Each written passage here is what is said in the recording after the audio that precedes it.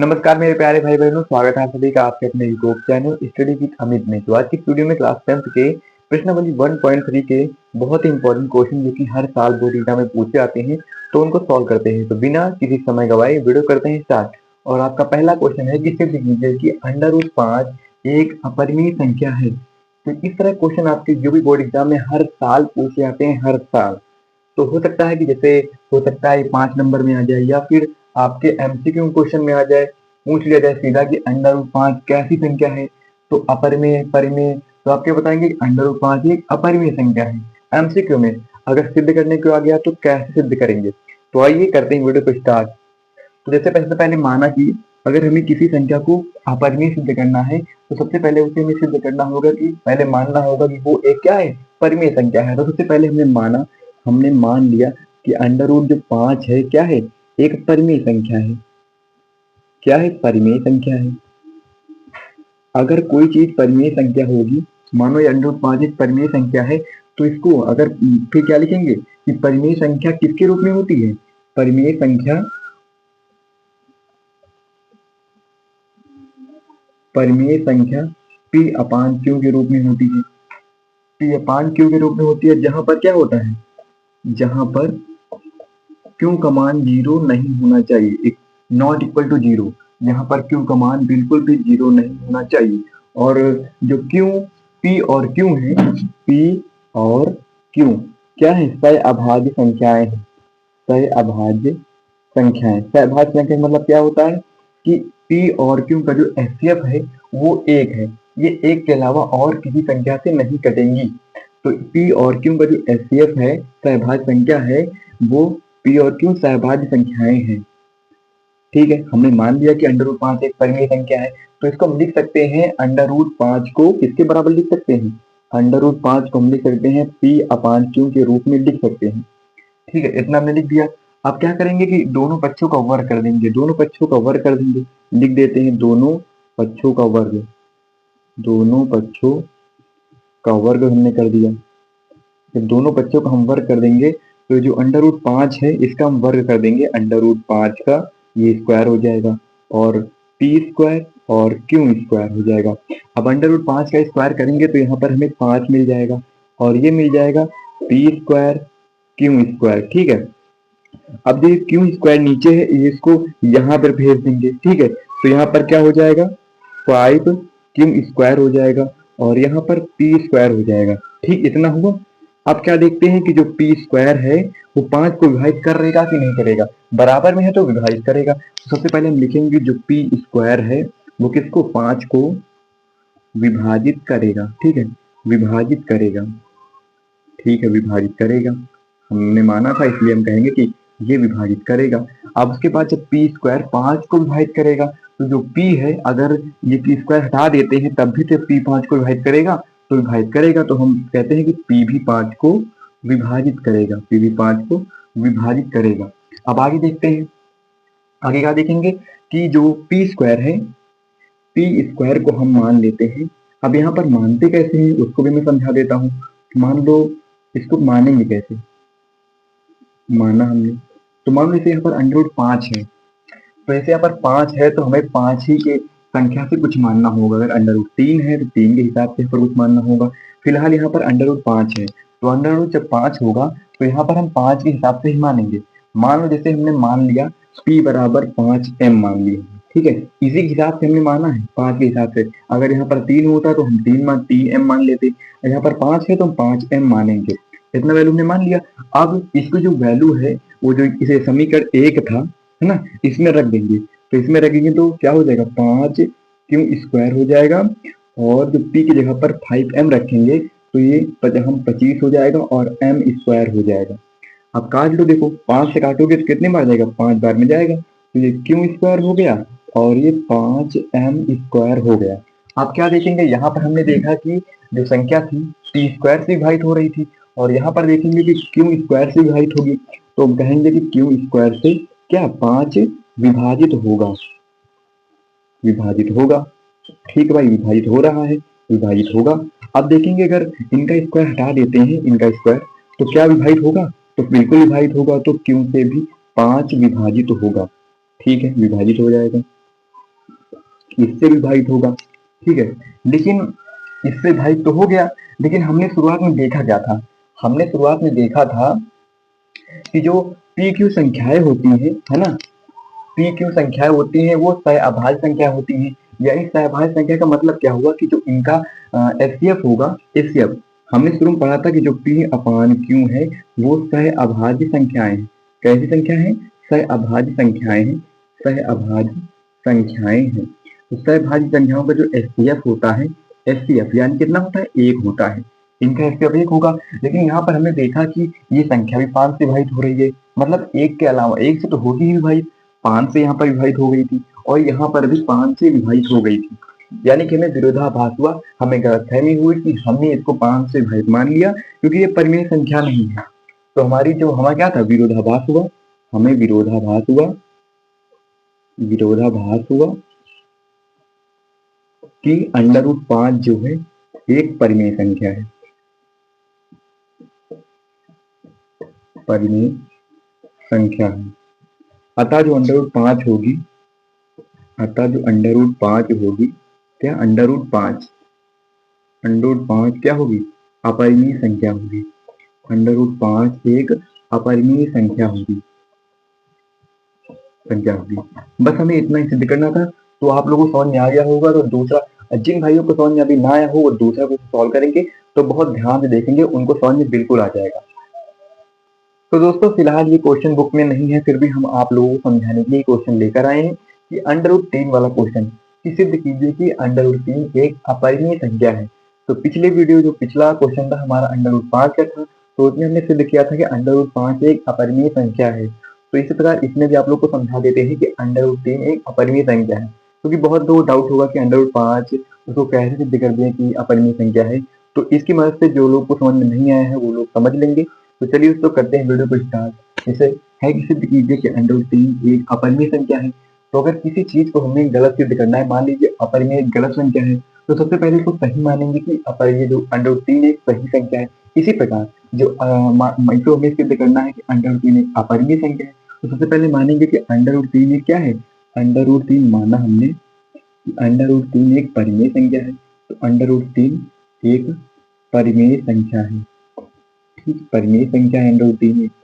अब अगर परिमेय संख्या होगी तो उसको हम किसके रूप में लिख सकते हैं? तो P अपान क्यू के रूप में, क्यू के रूप में लिख सकते हैं, ठीक है।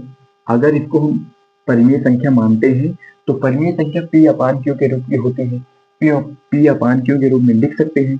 और क्या लिख सकते हैं? और जो क्यू का मान होगा वो 0 नहीं होगा, यानी Q does not equal to 0, 0 नहीं होगा। और क्या होगा? और P और Q, P और Q क्या होगी? सहअभाज्य संख्याएं होंगी, सहअभाज्य संख्याएं, सहअभाज्य संख्याएं होंगी, संख्याएं होंगी। अब सहअभाज्य संख्याएं क्या होती हैं? मैंने अगले क्वेश्चन में बताया कि सहअभाज्य संख्या वे संख्या होती है जिनका एचसीएफ 1 होता है। एचसीएफ 1 होने का मतलब क्या हुआ कि जो P अपान Q है वो 1 के अलावा और किसी संख्या से नहीं कटेंगी। इतना समझ में आया? तो उसके बाद हम देखते हैं कि जब हमने माना कि √3 एक परिमेय संख्या है तो इसको हम P अपान Q के रूप में लिख सकते हैं। तो इसी प्रकार इसको लिखेंगे कि √3 बराबर P अपान Q के रूप में लिखेंगे। और इसमें कुछ कर तो सकते नहीं, इसलिए हम दोनों पक्षों में क्या कर देंगे? वर्ग कर देंगे, दोनों पक्षों में वर्ग कर देंगे। और इसके अलावा और कुछ में कर नहीं सकते, दोनों पक्षों का हमने वर्ग कर दिया। अब 3 का किया तो 3 का ये स्क्वायर हो गया, इसमें करेंगे तो P स्क्वायर हो जाएगा बटे में Q स्क्वायर हो जाएगा। अब यहाँ पर देखते हैं कि जो √3 का वर्ग करेंगे तो 3 आ जाएगा हमारे पास, और इसका करेंगे तो इसका तो हो चुका है P स्क्वायर और Q स्क्वायर। अब इसको यहाँ से 3 के पास भेज देंगे, 3 के पास भेज देंगे तो ये हो जाएगा 3 Q स्क्वायर और ये हो जाएगा P स्क्वायर। इतना हो गया। अब इसको हम समीकरण 1 मान लेते हैं, समीकरण 1 आप लोग मान लीजिए, इतना हो गया। अब देखते हैं कि जो P है, P स्क्वायर है, वो 3 को विभाजित कर रहा है, तो क्या लिखेंगे? P स्क्वायर इसको 3 को विभाजित करता है, ठीक है, 3 को विभाजित करेगा। P स्क्वायर अगर 3 को विभाजित करेगा तो जो p है अगर हम स्क्वायर को हटा देते हैं दोनों तरफ से तब भी p 3 को विभाजित करेगा, इसलिए फिर से लिखेंगे कि p स्क्वायर भी 3 को विभाजित करेगा और p भी 3 को विभाजित करेगा। ठीक है, विभाजित करेगा। अब देखते हैं, अब यहाँ पर हमने देख लिया कि p स्क्वायर भी 3 को विभाजित कर रहा है और p भी, अकेला p भी 3 को विभाजित कर रहा है। तो आगे देखते हैं, आगे हम मानेंगे सीधे से। अब p की वैल्यू मान लेते हैं। मानो अगर p बराबर हम क्या मान लेते हैं, p बराबर मान लेते हैं, अब अभी हमने बताया कि माना कैसे जाता है। माना जैसे संख्या यहाँ पर 3 दी हुई, यहाँ पर मैं वहां पर 5 दी हुई थी तो हमने 5m मान लिया था। यहाँ पर संख्या 3 दी हुई है, जब संख्या 3 दी होगी तो यहाँ पर हम 3m मानेंगे। समझ में आया कि मानते कैसे हैं। तो 3m हमने मान लिया, जो समीकरण हमारा 1 है उसमें सिर्फ मान रखना है। तो यहाँ पर 3q स्क्वायर होगा और यहाँ पर जब हम p की जगह पर 3m का स्क्वायर करेंगे, है ना, स्क्वायर कर देंगे तो p की जगह पर स्क्वायर है ना, तो इस संख्या को रख के स्क्वायर करेंगे तो 3q स्क्वायर होगा यहाँ पर, और यहाँ पर हो जाएगा 9m स्क्वायर, इतना होगा। और उसके बाद क्या होगा कि 3 तरफ का 9 कट जाएगा, यानी कि ये q स्क्वायर बचेगा और ये 3m स्क्वायर बचेगा। इतना बचा आपके पास। अब फिर क्या करना है कि वहां पर तुम देखे थे कि जो p था, p स्क्वायर 3 को विभाजित कर रहा था और जो p था वो 3 को विभाजित कर रहा था। उसी प्रकार यहाँ पर भी जो q स्क्वायर है वो किसको, 3 को विभाजित करेगा, 3 को विभाजित करेगा। और जो अगर q स्क्वायर 3 को विभाजित कर रहा है तो जो अगर हम स्क्वायर यहाँ से हटा देते हैं दोनों तरफ से तो जो q है वो भी 3 को क्या करेगा, 3 को विभाजित करेगा, 3 को विभाजित करेगा।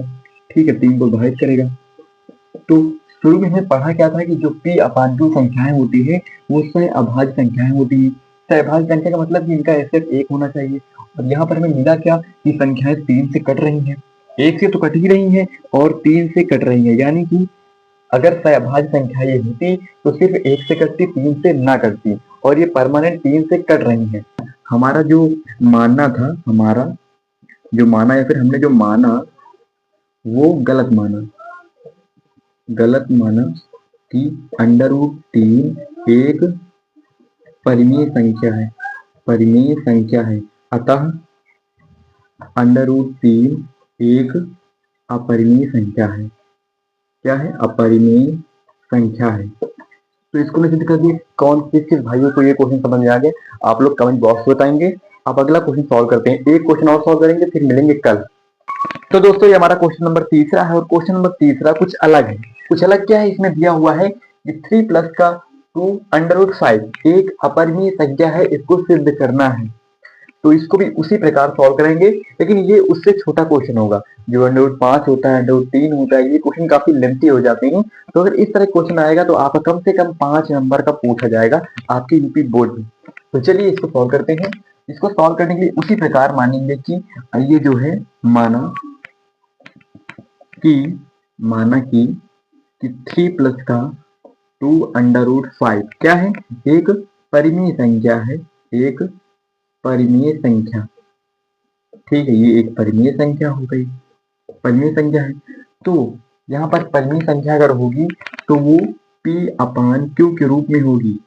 ठीक है, p अपान q के रूप में लिखी जाएगी और जहां पर q का मान 0 नहीं होगा, डज नॉट इक्वल टू 0। ठीक है, और जो p अपान q है ये दोनों क्या है, पूर्णांक है। p अपान q दोनों पूर्णांक है और क्या है, ये सहअभाज्य संख्याएं भी है। क्या है, सहअभाज्य संख्या, सहअभाज्य संख्याएं भी है। और सहअभाज्य संख्या भी मैंने आगे बताया कि सहअभाज्य संख्याएं वे संख्याएं होती है जिनका एसएफ 1 होता है। ठीक है, 1 के अलावा और किसी से नहीं कटेंगे, वो सहअभाज्य संख्याएं होती हैं। ठीक है, इतना क्लियर हुआ।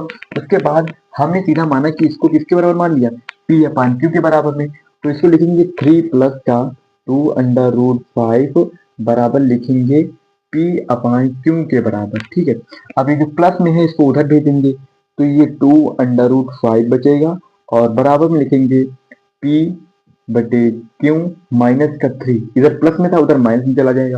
अब क्या करेंगे, जो ये 2 है गुणा में है इसको यहाँ पर नीचे भेज देंगे। तो ठीक, √5 हमने लिख दिया और लिख कर सीधे से p अपान ये यहाँ पर 2q हो जाएगा और यहाँ पर 3/2 हो जाएगा। ठीक है, क्योंकि ये जो भाग में जाएगा दोनों के नीचे जाएगा। इतना हो गया। तो यहाँ पर हम देख सकते हैं कि जो √5 है वो बराबर किससे किसके आया है। तो ये हमने शुरू में कहा था कि ये सहभाज्य संख्याएं हैं, लेकिन यहाँ पर तो यहाँ पर 3 भी है, 2 भी है, 3 से 1 के अलावा और संख्याओं से कट जाएगा। तो इसलिए ये क्या होगा कि ये एक परिमेय संख्या नहीं होगी। मैंने शुरू में माना कि क्या है, माना कि p यहाँ पर होगा p2q माइनस का 3/2 एक परिमेय संख्या है। एक क्या है, परिमेय संख्या है। ठीक है, परिमेय संख्या है। लेकिन परंतु हमारा मानना गलत हुआ। हमारा मानना गलत हुआ या फिर हमें विरोधाभास हुआ। विरोधाभास हुआ कि √5 एक परिमेय संख्या है। अतः क्या लिखेंगे, अतः लिखेंगे कि √5 एक